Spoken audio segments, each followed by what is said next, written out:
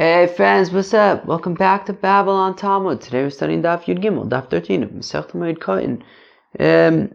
Friends, we're continuing our discussion about Chol Moed and different activities that are allowed to be done on Chol Moed. And today we wrap up the second parak of Masechet Moed Katan, and we will continue with the third parak of Moed Katan tomorrow. We are beginning on Daf Yud Beis, Amud Beis, 2 lines from the bottom. Vishola pishtonu min hamishra v'chule. Okay, so the Mishnah had said that you're allowed to take out flax from whatever you're soaking it in. All right, and then the Mishnah had said at the end of the Mishnah, right? V'chulan kivnu melachtem b'moed ye'ovdu. We had said yesterday at the end of the Mishnah that if you intentionally waited around for Chol Moed in order to do your malacha, right? Because as we said, if it's a davar of it, right? What does we say? Right? That v'shol pishtanim and a mishra b'shvil shlo te'avid, so that it shouldn't get ruined. Right? Because obviously we know, of course, by now that the davar of it, you could do the malacha on Chol Moed, right? Something that's gonna get ruined, so you can sort of take care of it on Chol Moed. But don't specifically wait for Chol Moed to do it. So now, fact the Gemara, Ba'imine Reb Yirmiyah mi Reb Zera. So Reb Yirmiyah asked a kasha from Reb Zera. What do you think he asked Reb Zera? Kiven melachto b'moed v'meis. Mau.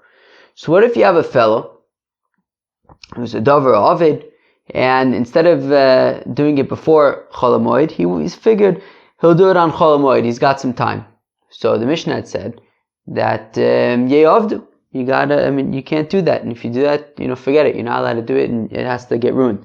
But now, he pashit dies, l'maisa. So ma'ushi kansu banav achrav. So we want to know, what about the kids? What about the kinder? Right? So the kids, what do? Do they have to lose out? Right? So he had some kind of thing that was going to get ruined, and he specifically waited to do it on Chol Moed. Now, the halacha is that since he specifically intended to do it on Chol Moed, he just has to let it get ruined. But then he died, and now it becomes the kid's problem. Now the kids inherit it. Do they have to let it just get ruined because the father waited until Chol Moed? So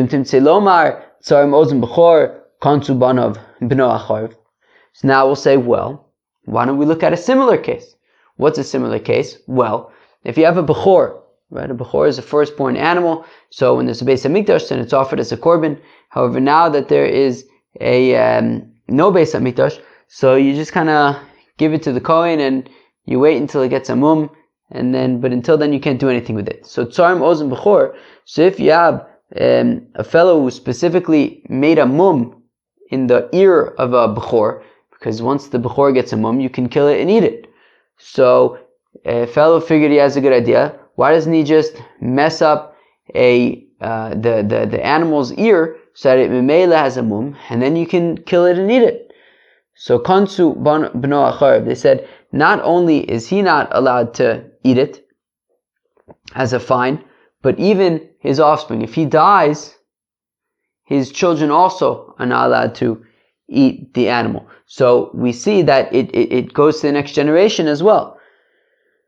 But I can make the argument, mishum de isur de orais, but I can make the argument that there's a difference over here. That the isur of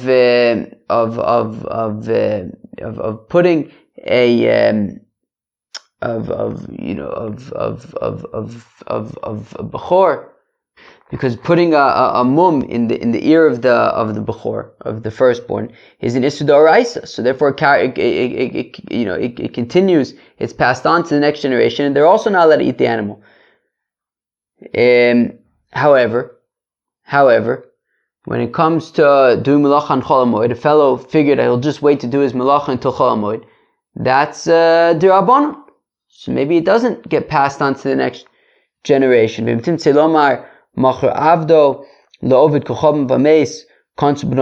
what about the situations where you have a fellow has got an Eved Knani, a Gentile slave, and he sold the slave L'Ovid Kochavim, to a non-Jew. Vames, and then the seller died, right? So Kansu B'no Acharv, we even find his child afterwards, because basically, let's go weiter for a second. Mishum D'Choyom Mafkale Mitzvahs. That's because every day now he's not able to do mitzvahs, right? Meaning, when a non-Jewish slave who has a Jewish master, so an Eved Kanani is chayiv in mitzvahs in the same way that a woman is chayiv in mitzvahs. So Kilu, this Eved Kanani, he has there are mitzvahs that he can be doing as an Eved Kanani for a Jew. Now, if this fellow sells this, if the Jew sells the Eved Kanani to somebody else, so now he's no longer doing mitzvahs anymore, and therefore, as a fine, we say even if he runs away or something like that, he doesn't go back to the master as a fine for having sold the Eved, and now he doesn't do mitzvahs anymore. And we say that even if this Jew dies, so then his children also are unable to sort of just take back this Eved if he runs away or whatever. So we say, but the reason over there why it is passed on to the next generation is because there's the reason why the fine is passed on to the next generation is because by selling the slave outside of to a non-Jew, so then he doesn't have any mitzvahs anymore. However, hachamai, what about over here in the context of chol hamoed? Gavra konas rabbanon v'aleisei. Do we say, look, when you hold your work and you save your work for chol hamoed, so we say that now you have to just let it get ruined. Do we say that gavra konas rabbanon v'aleisei, that the fine that that kilu, this sort of punishment or whatever it is on the fellow, and the fellow's dead? Or maybe we kind of make the property off limits, and the property is what's being passed on to the children, and that's going to remain off limits. So that's what we're trying to figure out. So Amrle, so Reb Zera answers Reb Yirmiyah, Tnisu, we have a Mishnah that says, Sodesh niskavtzu b'shvius. Well, if you have a field that you remove the thorns from the field on Shvius, Tizar l'mutzai Shvius, no problem. On in the next year when Shemitah is over, you could plant seeds in that field. It isn't a problem that you removed the thorns from the field on Shemitah.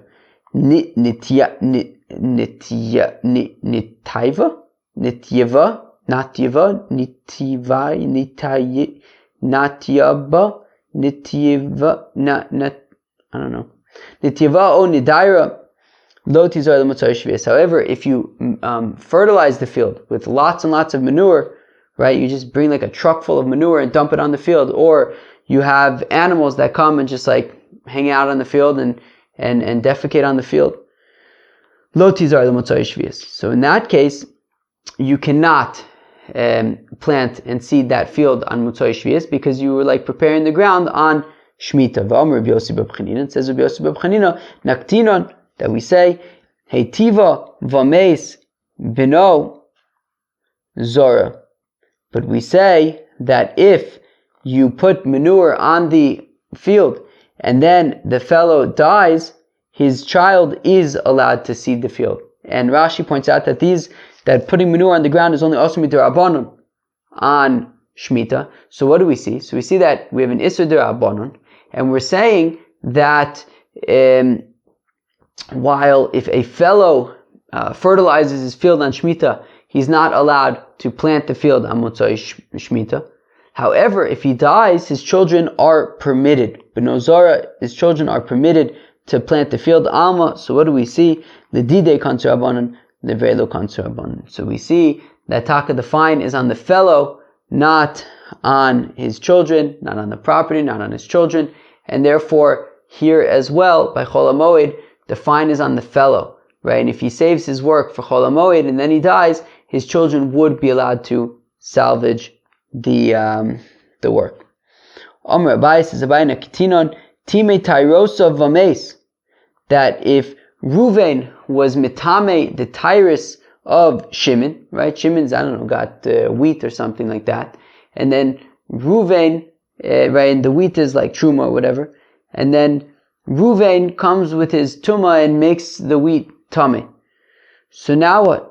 So Ruvain has to pay Shimon the value of what he caused to become tummy. So Vameis, but then Ruvain dies. Lo konsu b'no acharav.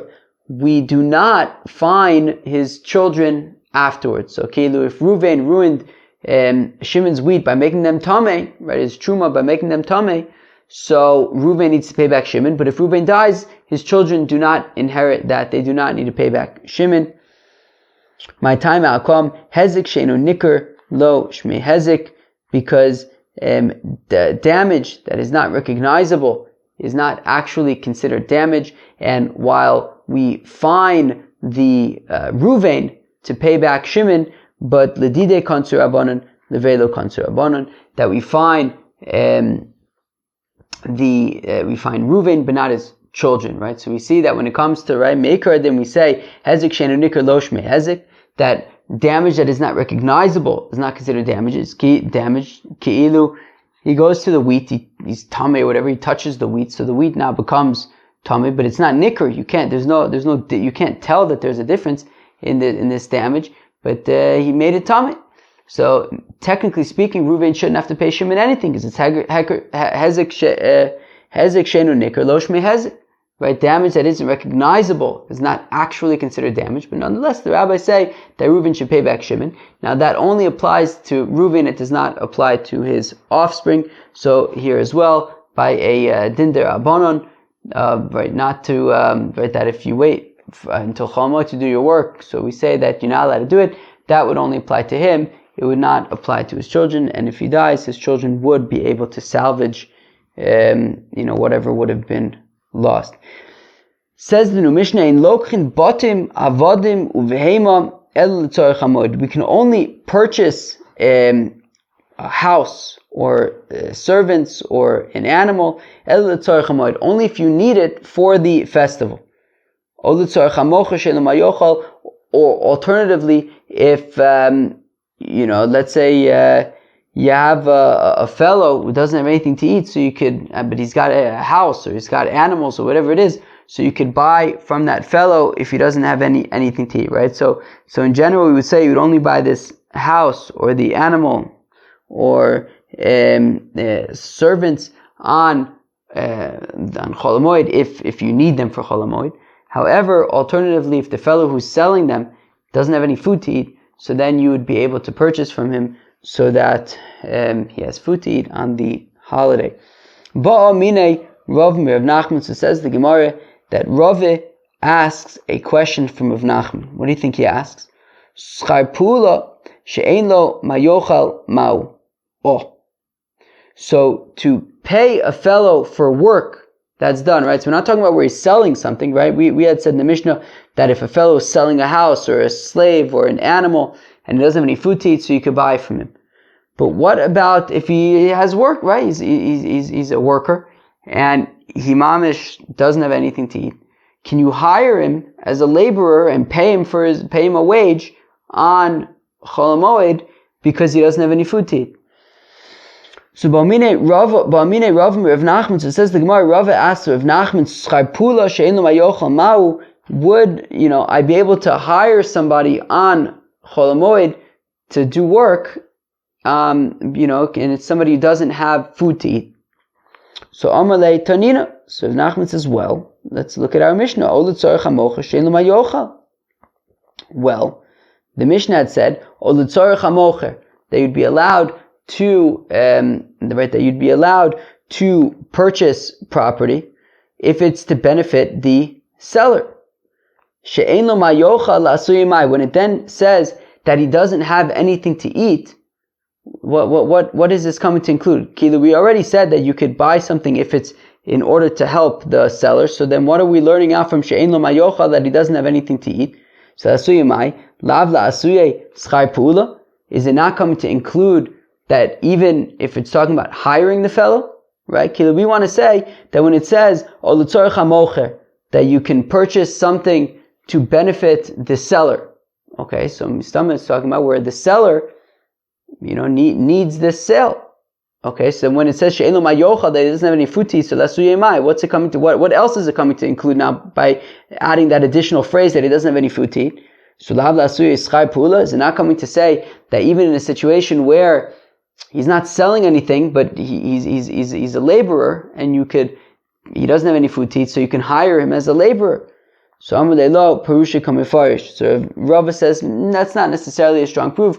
You could say that just what it means is that, what does it mean, l'tzorech hamocher? What does it mean that you can purchase this house or animal or a slave for the benefit of the seller? Meaning, for the benefit of the seller, she'ein lo mayochal. Because you're benefiting the seller because he doesn't have anything to eat. So Rava says it's not necessarily such a good proof that when it says she'ein lo mayochal, it's coming to include that he doesn't have anything to eat, that it's coming to include even a laborer.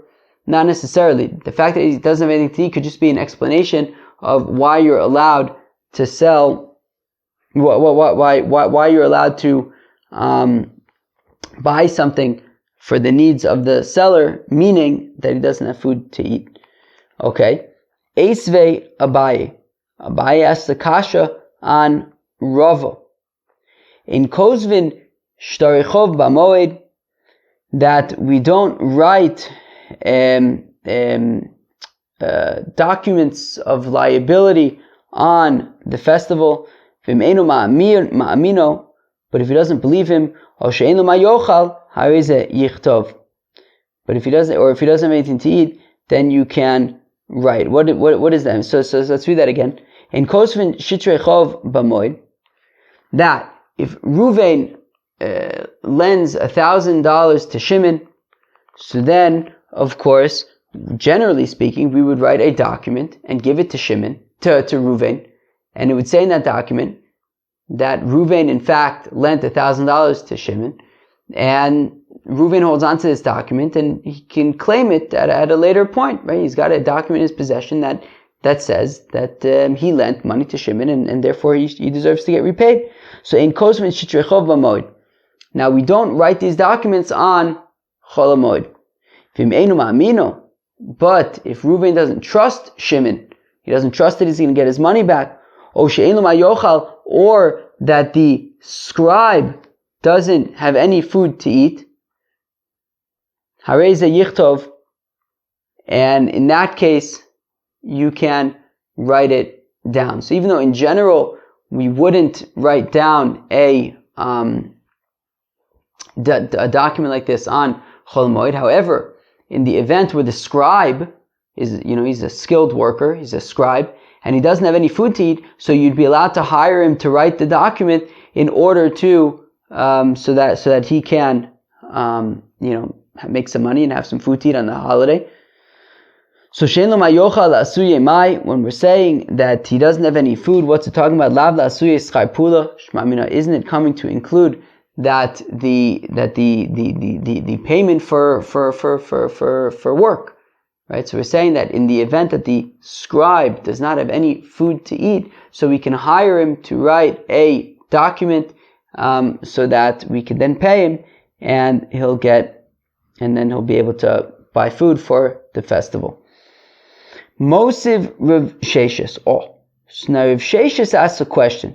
So we just wanted to say that in a situation where a worker, a laborer, doesn't have food to eat, so then you'd be allowed to hire him to do work so you can pay him. But most of Rav Sheshis asks a question. B'chachamim omrim, that the rabbis say, Shalosh umanios osin melacha ba'arvei psachim. That the Gemara says in Masechta Psachim that there are 3 professions that are allowed to work on Erev Pesach. Ad Chatzos, until noon, Hachayotin v'asaparin v'akobsin, and they are the tailors, the haircutters, and the launderers. Hachayotin shekein hedjito f'kedarko b'chula shamoed. Well, the tailors are allowed to work on Erev Pesach because, after all, even on Chol HaMoed, Hedja Tofer Kedarko, we had said the other day that a amateur sewer, an amateur tailor, would be allowed to sew normally on Chol HaMoed, so then even a skilled sewer, a skilled tailor would be allowed to do work on Erev Pesach.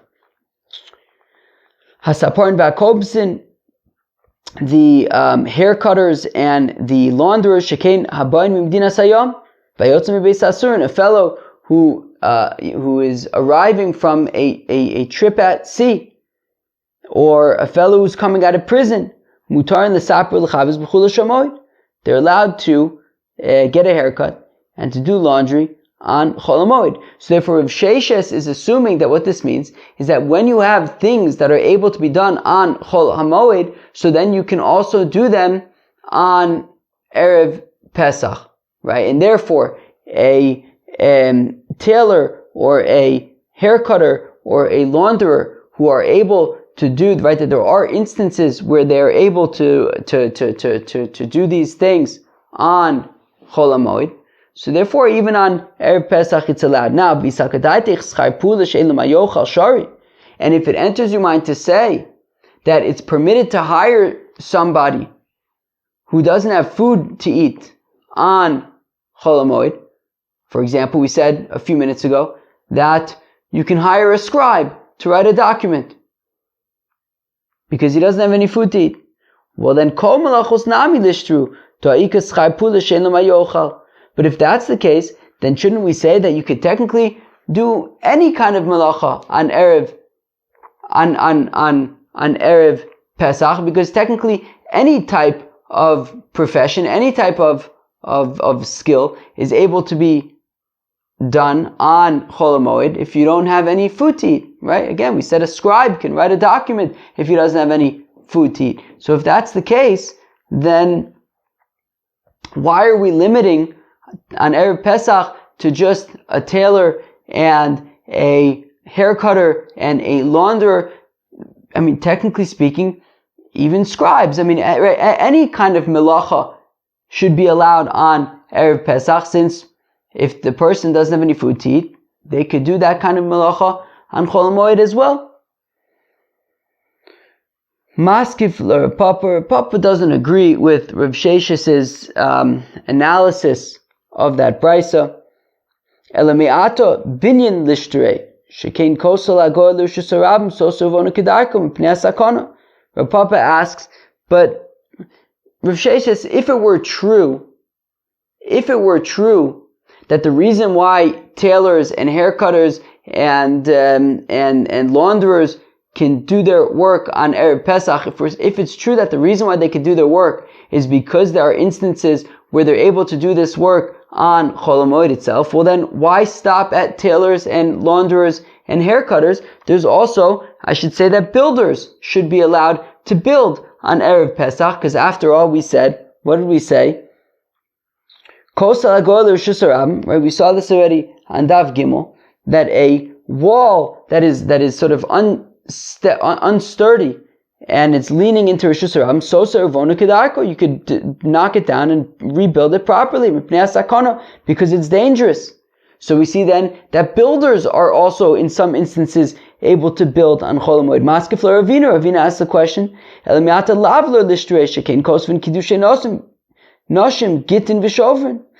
Ravina says, so then also scribes should be able to work on Erev Pesach, Shekin Kosvin, because we write Kiddushay Noshim, Gittin V'Shovin, because we're allowed to write documents of marriage and divorce on Chol HaMoed. So Kilu, if the only point was that, if you're able to do something on Chol HaMoed, then you can also do them on Erev Pesach, well then why stop at tailors and hair cutters and launderers? I mean, what about builders? What about scribes? They're also able to do sometimes their work on Chol HaMoed. Elo Amar Ravashi, rather says Ravashi, Moed Arba'a also Karamis. What are you trying to make a parallel between Chol HaMoed and Erev Pesach? Moed Mishum Tirchahu. Chol HaMoed is about tircha, is about exertion. And the rabbi said, look, if it's Chol HaMoed and there's a loss, so you can exert yourself and do these things on Chol HaMoed. Arba also, whereas when it comes to Erev Pesach, Mishum Tzorech Yom Tiv Hu, the reason why you would be able to do something, a malacha on Erev Pesach, is if it's in service of the need of Yom Tiv specifically. Midi de tzorech Yom Tiv shari rabbanon, midi de lav tzorech Yom Tiv lo shari rabbanon. Something that is a need for Yom Tiv, such as doing laundry, such as getting a haircut, such as preparing your clothing with a tailor. So these are things that are, to prepare for Yom Tiv. Therefore, you're allowed to do them on Erev Yom Tiv. But things that are not related to preparations for Yom Tiv, so then you're not allowed to do them on Erev Yom Tiv. Friends, we have arrived at a new Mishnah. In Mefanu mi bayis lebayis, ava mefanu lachatzero. Alright? You can't move epis from one house in one chutzner to a house in another chutzner, but it sounds like what we're saying is you can move it from a house in one chutzner to your chutzner. Okay, fine. The Gemara is going to ask what that means. In mevi'in kelim mebeisa uman im choshish lo mefanon l'chutzner acheres. And then we say that you're not allowed to take vessels from the house of the professional, of the expert, of the craftsman, im choshish loim mefanon l'chutzner acheres. But if he's concerned that maybe they can get stolen there, so then he can move them to some other courtyard. Says the Gemara, one second. The Gemara says, I don't understand. The Mishnah starts out by saying, you're not allowed to move epis from a house in one chutzner to a house in another chutzner. And then we're saying, what? But you are allowed to take it from a house in one chutzner to your chutzner. I don't understand. Can you take it from one chutzner to another or not? So, Amar Abaye, says Abaye, Seifa Asan Levayi Shebe Chutzner.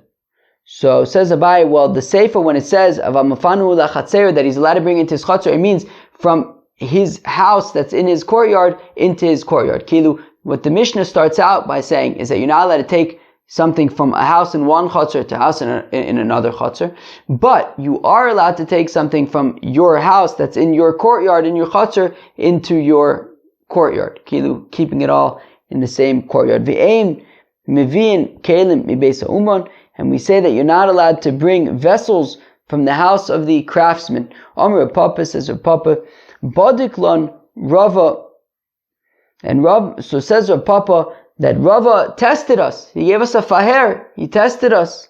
Alright. Tanan, we have a Mishnah. Our Mishnah says, in Mevin Kelim Mibeisa Ha'uman. Our Mishnah said that we're not allowed to bring vessels. We're not allowed to bring things from the house of the craftsman. V'aminu, but we have a kasha. Molichin Mevin Kelim Mibeisa Ha'uman.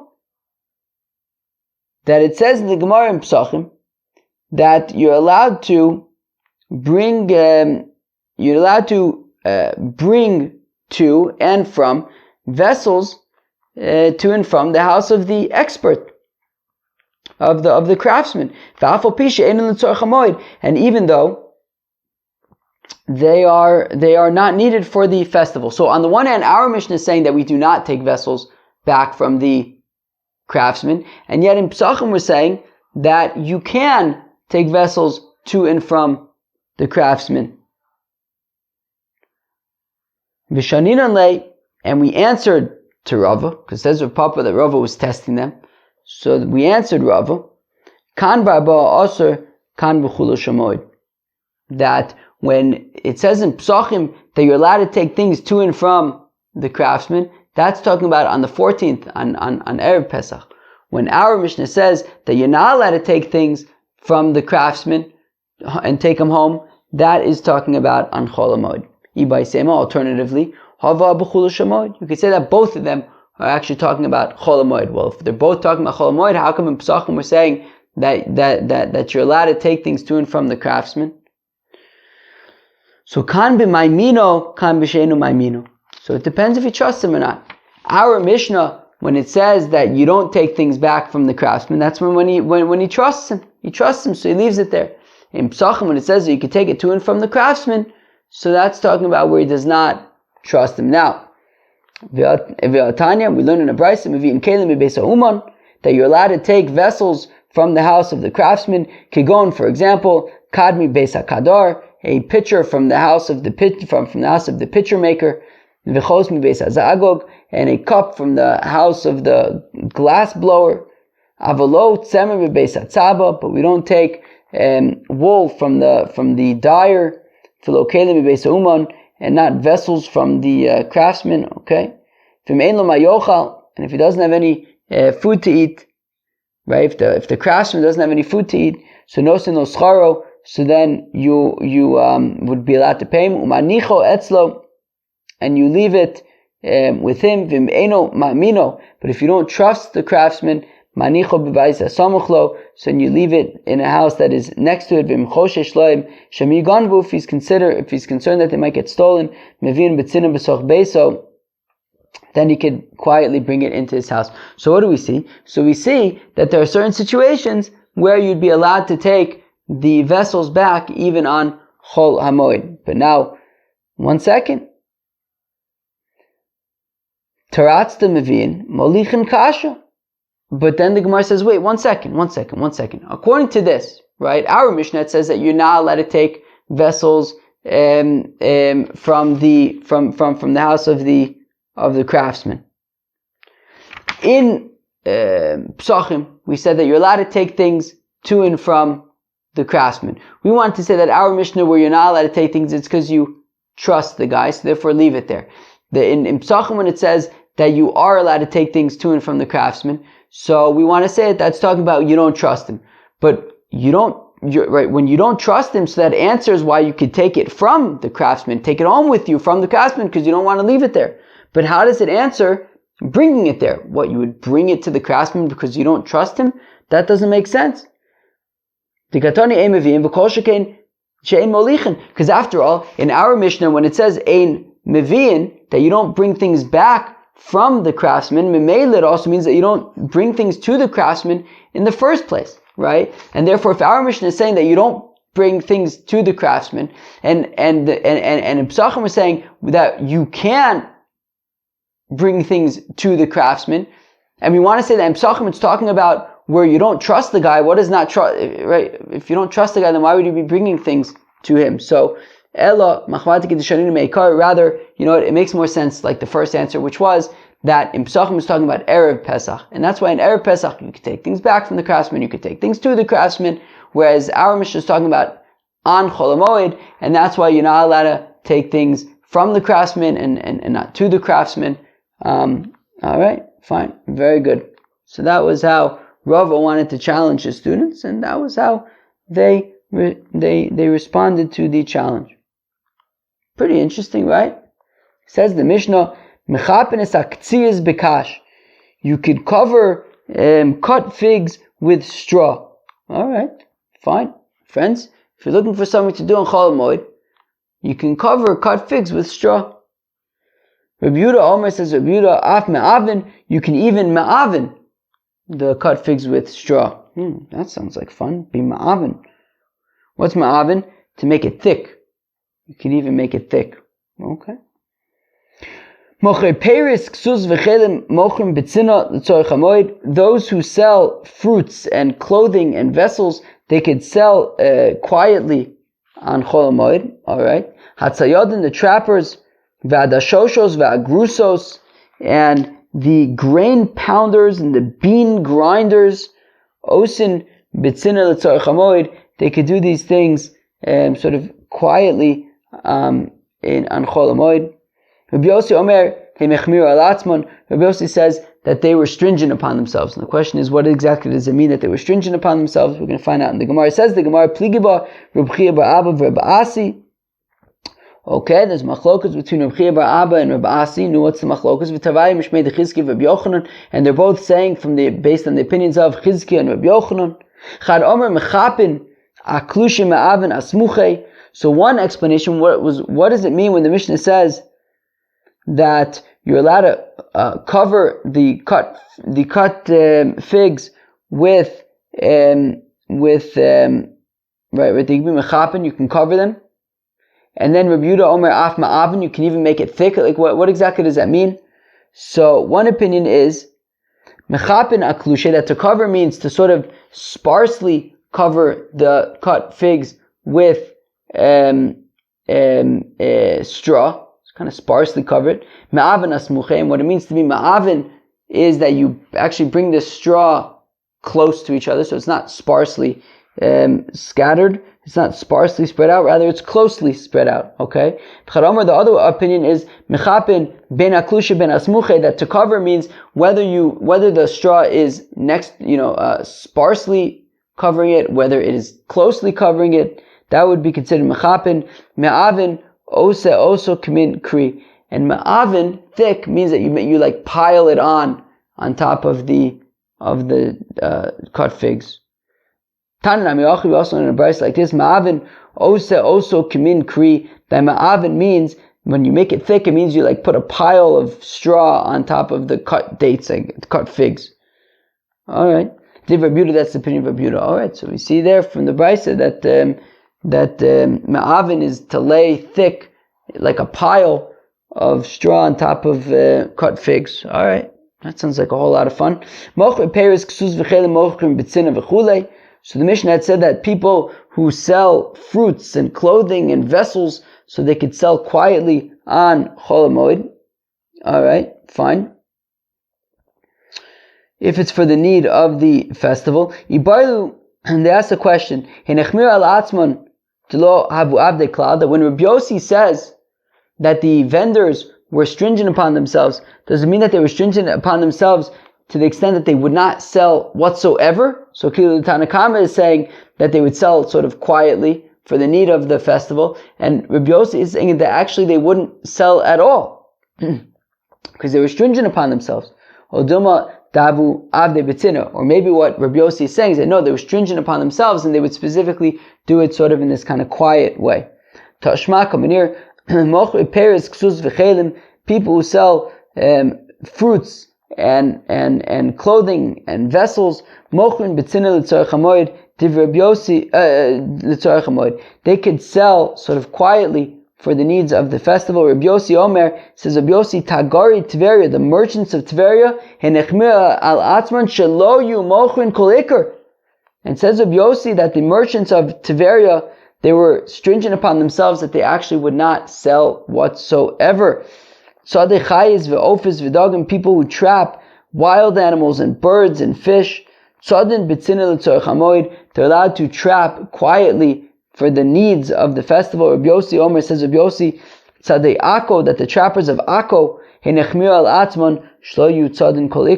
they were stringent upon themselves and they would not trap whatsoever on Chol Moed. Dashushe Chilka Targis Vitisne, the grain pounders of Chilka, Targis, and Tisne, as we're going to see what those are in a minute. Though it's just different ways of like grinding wheat, let's say.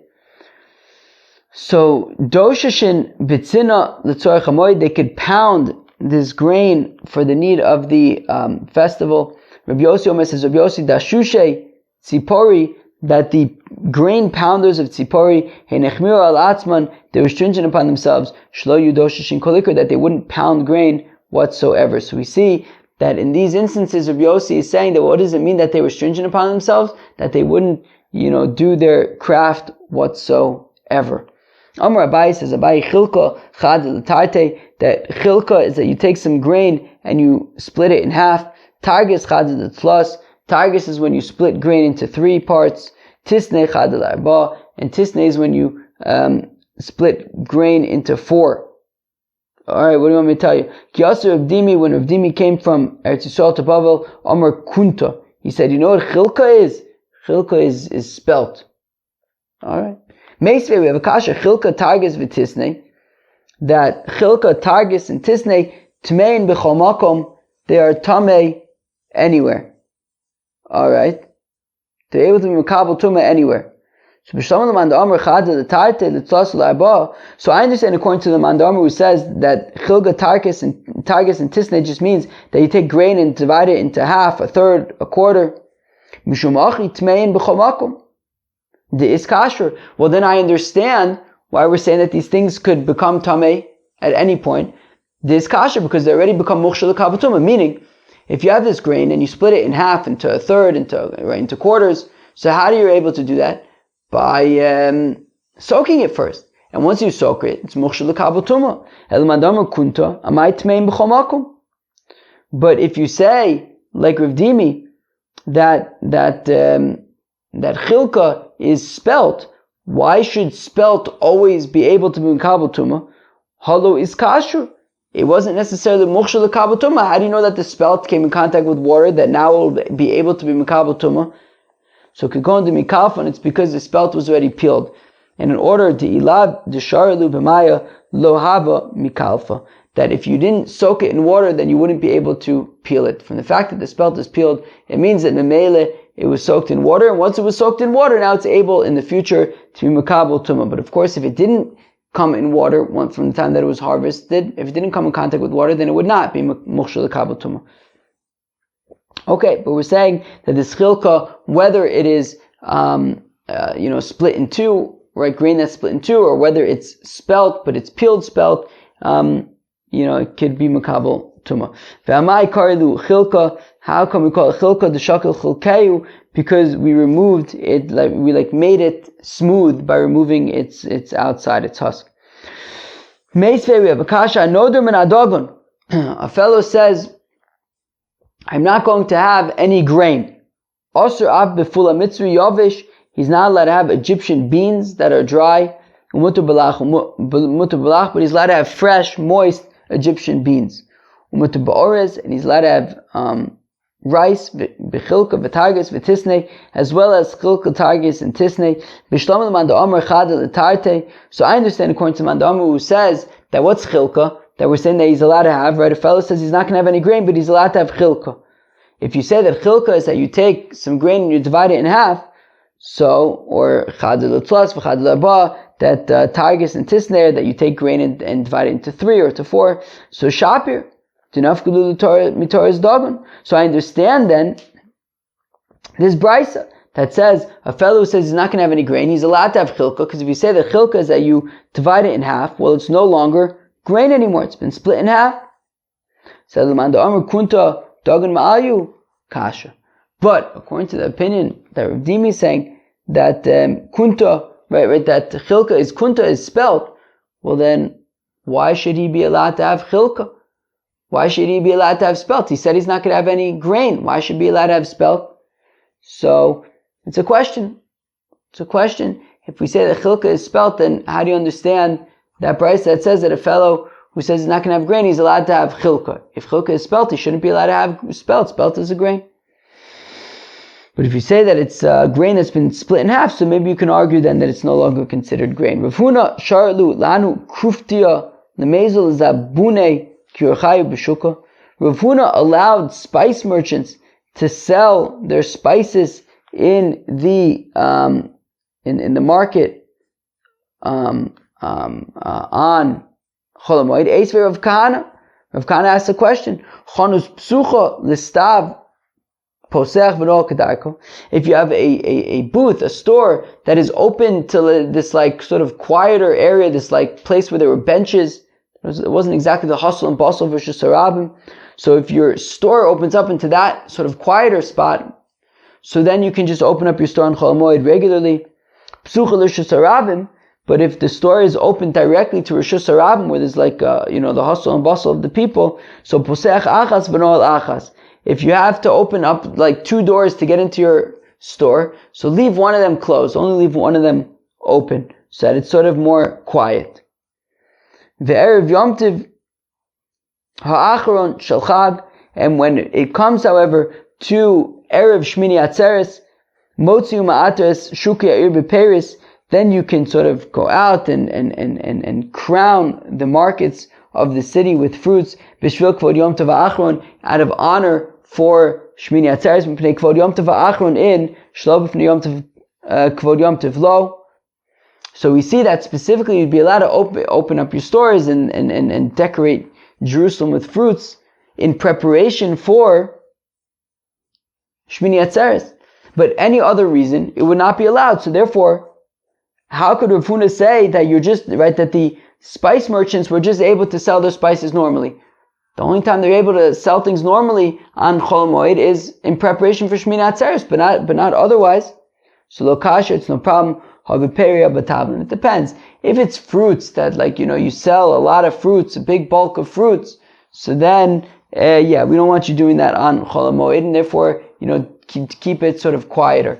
However, when it comes to spices, it's it's much smaller. You sell in smaller quantities, and therefore Rav Huna said you can even just sell in the normal manner when it comes to spices.